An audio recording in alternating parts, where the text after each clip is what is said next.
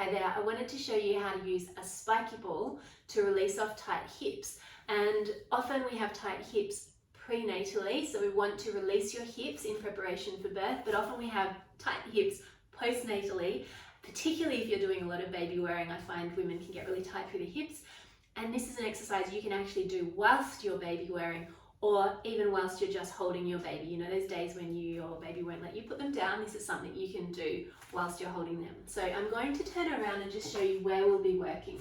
So if you imagine you feel your spine on the back body.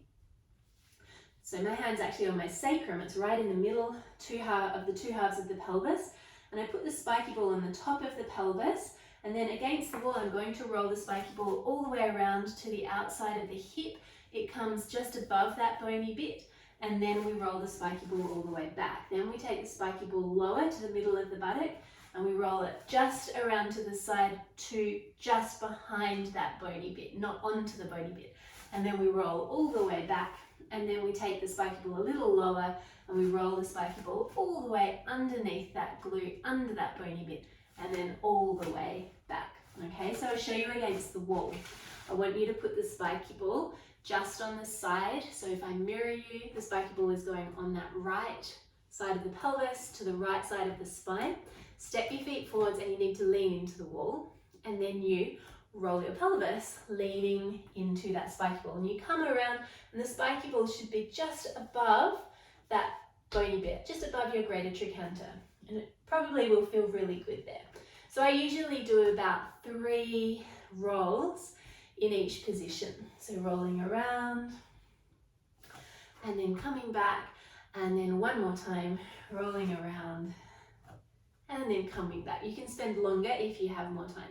We're going to take the spiky ball now down to the middle position, so it's still slightly to the right of your spine or your sacrum, but it's in the middle of the buttock. And now you roll around, and you get just to the back of that bumpy bony bit, just to the back of your greater trochanter. You don't roll onto the greater trochanter.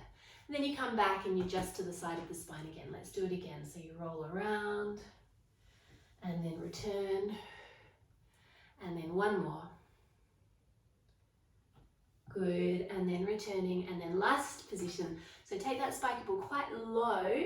It's still to the right side of the tail, and now I'm just folding over a bit, and you're going to feel how as you roll around now, the spiky ball sort of rolls over the sit bone, and it comes just underneath that bumpy bony bit, the greater trochanter, and then you roll back over that sit bone and just in towards your tailbone, but not onto your tailbone. And we do 2 more like that.